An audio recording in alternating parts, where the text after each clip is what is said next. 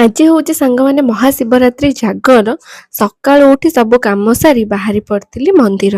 କଟକ ଖାନନଗରରେ ମୁଁ ଯୋଉଠି ରହୁଛି ମୋ ରୁମ୍ ପାଖାପାଖି 4-5ଟା ଶିବ ମନ୍ଦିର ଅଛି। ଆଜି ମୁଁ ଯୋଉ ମନ୍ଦିର ଯାଇଥିଲି, ଏହି ମନ୍ଦିରରେ ପ୍ରତିବର୍ଷ ଏଇ ଦିନ ଚତୁର୍ଥ ପ୍ରହରୀ ଆଉ ନାମ କୀର୍ତ୍ତନ ହୁଏ। ହେଲେ ମୋ ମନର ମହାଦେବ ଆଜି ରବିବାର ଥିଲା ବୋଲିକି ଛୁଟି ମନଉଥିଲେ।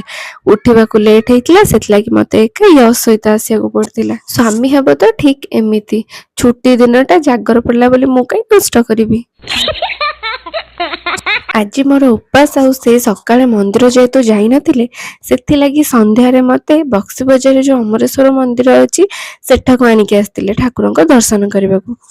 ଆଉ ଏଠାରେ ପହଞ୍ଚିଲା ପରେ 1 କିଲୋମିଟର ପୂର୍ବରୁ ଏଇ ଯୋଉ ଲମ୍ବା ଲାଇନଟିକୁ ଦେଖି ସ୍ୱାମୀ ମୋର ବାହାରୁ ବାହାରୁ ଠାକୁରଙ୍କୁ ମୁଣ୍ଡିଆ ମାରିଦେଲେ। ଆଉ ଏଇ ଭିଡରେ ଲାଇନରେ ରହି ୟଶ ବାବାକୁ ନେଇ ମନ୍ଦିରରେ ପ୍ରଭୁଙ୍କ ଦର୍ଶନ କରିବା ଭାରି କଷ୍ଟ। ଏଇ ଭିଡରେ ପ୍ରଭୁଙ୍କ ଦର୍ଶନ କରିବାକୁ ମିନିମମ୍ 3-4 ଘଣ୍ଟା ଲାଗି ଯାଇଥାନ୍ତା। ଆଉ ଯଦି ତା ଭିତରେ ୟଶ ବାବାକୁ ଭୋକ ଲାଗିଥାନ୍ତା ତାହେଲେ ତ ପୁରା ଅଲଗା ପ୍ରକାର ଚିତ୍କାରଟି ଆରମ୍ଭ ହେଇଥାନ୍ତା। ସେଥିଲାଗି ବାହାରୁ ବାହାରୁ ଠାକୁରଙ୍କ ପାଖରେ ସବୁ ଦୁଃଖ ଜଣେଇ ଫେରି ଆସିଥିଲୁ ଖାନନଗର। ଯେହେତୁ ମିଶ୍ରବାବୁ ସେଠି ଠାକୁରଙ୍କୁ ଦର୍ଶନ କରିପାରି ନଥିଲେ, ଆଜି ଗୋଟେ ଏତେ ବଡ ଦିନଟେ ମୁଁ ଯାହା ହେଲେ ପ୍ରଭୁଙ୍କ ଦର୍ଶନ କରିକି ଯିବି ବୋଲି ଜିଦି ଧରିଲେ।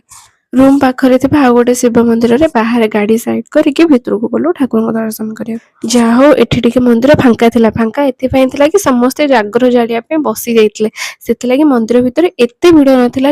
ଦେଖନ୍ତୁ ବାବାଙ୍କର ଏତେ ସୁନ୍ଦର ବେଶ ଆଉ ଏତେ ପାଖରୁ ଭଲସେ ଦର୍ଶନ ହେଇଥିଲା। କଥାରେ ଅଛି ପରା, କଷ୍ଟ କଲେ କୃଷ୍ଣ ମିଳେ। ସେମିତି ମିଶ୍ରବାବୁଙ୍କୁ ଏତେ ସମୟ ପରେ ଯାଇକି ପ୍ରଭୁଙ୍କର ଦର୍ଶନ ମିଳିଥିଲା, ଆଉ ସେଇ ବି ବହୁତ ପାଖରୁ। ପୁଅ ହବା ପୂର୍ବରୁ ମୁଁ ଯେବେ ଜାଗର କରୁଥିଲି ସେବେ ସନ୍ଧ୍ୟାରୁ ଯାଇକି ପୁରା ଜାଗର ଜାଳିକି ମହାଦୀପ ଉଠିବା ପର୍ଯ୍ୟନ୍ତ ବସି ପାରୁଥିଲି। ହେଲେ ଏବେ ସମୟ ଅନୁଯାୟୀ ସବୁ ବଦଳି ଯାଇଛି। ମହାଦୀପ ଉଠିବାର କିଛି ସମୟ ପୂର୍ବରୁ ମୁଁ ଯାଏ ଆଉ ପ୍ରଭୁଙ୍କ ପାଖରେ ଦୀପ ଜାଳି ବସେ। ମହାଦୀପ ଉଠିବାର ଦେଖି ସାରିଲା ପରେ ଠାକୁରଙ୍କ ପାଖରେ ଯାହା ବି ପ୍ରସାଦ ହେଇଥାଏ ସେଇଟାକୁ ପାଇଥାଏ। ମୁଁ ତ ଏବେ ଏମିତି ହିଁ ଉପାସ କରୁଛି।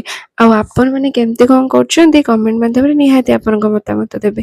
ଆଉ ଯଦି ଆପଣଙ୍କୁ ମୋ ଭିଡ଼ିଓ ଭଲ ଲାଗୁଥିବ ତାହେଲେ ଲାଇକ୍, କମେଣ୍ଟ, ସେୟାର ଆଉ ସବସ୍କ୍ରାଇବ କରିବାକୁ ଜମାରୁ ଭୁଲିବେନି।